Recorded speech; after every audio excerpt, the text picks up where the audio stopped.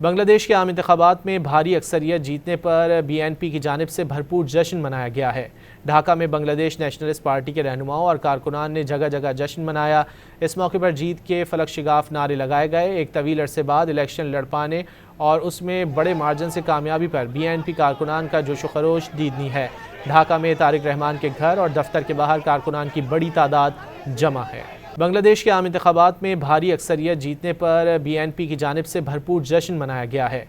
ढाका में Bangladesh nationalist party के रहनुमाओं और कारकुनान ने जगह जगह जश्न मनाया।